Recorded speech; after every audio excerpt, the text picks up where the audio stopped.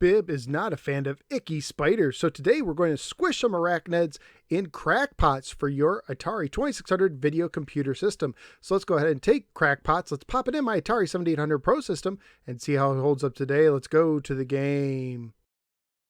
Crackpots was published by Activision and carries a copyright year of 1983. It was programmed by Dan Kitchen, who also programmed one of the most complicated games on the 2600, Tomcat the F-14 Flight Simulator, which I reviewed in episode 374.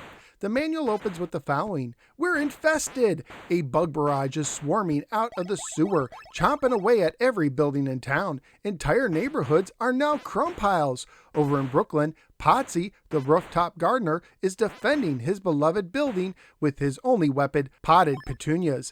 Be a good neighbor. Help him take pot shots at the insect invaders. Quick! When too many bugs crawl into the windows, they'll start eating you out of house and home. Crackpots is a single-screen action game for 1 or 2 players alternating. Your goal is to squish invading spiders by moving the joystick left and right and pressing the button at a flower pot to push it over the edge. At the bottom of the screen is pictures of spiders. Every time a spider enters the window, one goes away. If they all go away, a bug will eat a layer of your building and you will have to repeat the wave. If 6 layers get eaten, your game is over. The game moves in waves, with each wave featuring 1 of 4 spiders. The first wave contains black spiders that crawl straight up the building. They start out being worth 10 points, and that value increases 10 points for each additional wave you encounter them. Next up is the blue spiders that zigzag up a straight path. They are worth 20 points apiece at the start and increase their value by 20 points every time you encounter them in future waves. Next is the red spiders. They move diagonally, and they are worth 30 points to start with, and that value increases 30 points every additional wave you encounter them. And finally comes the green spiders. They zigzag in between 2 windows, and they are worth 40 points apiece, with that value increasing by 40 points every time you encounter them in a future wave. Once you pass the green spiders, you move back to the black spiders at increased difficulty. If you successfully pass a wave, 200 points are awarded for each spider on the bottom of the screen that you have remaining. When the game was released, if you scored 75,000 points or more, you could send away to get a Crackpots patch.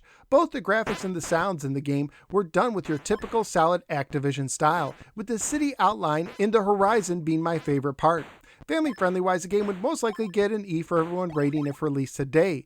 Currently at pricecharting.com, the game has a value of $12 loose, $30 complete, and $50 new.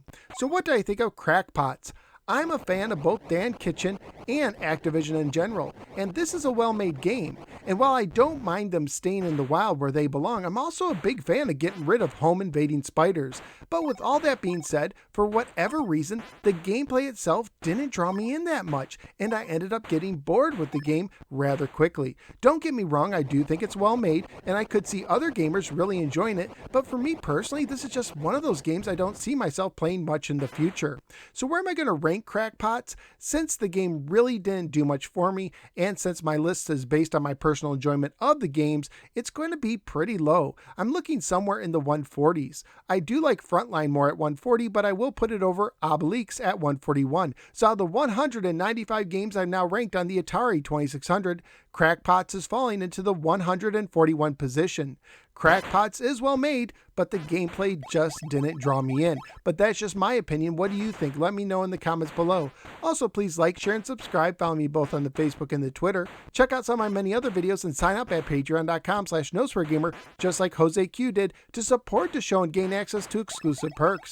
Thank you for giving me a little part of your day, and I look forward to seeing you next time on the next episode of the No Swear Gamer. Take care, and if you're a spider, stay outside where you belong. Please.